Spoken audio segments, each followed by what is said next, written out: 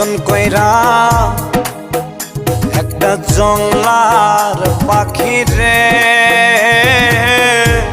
রাখলাম আমি বুকে ধরে কত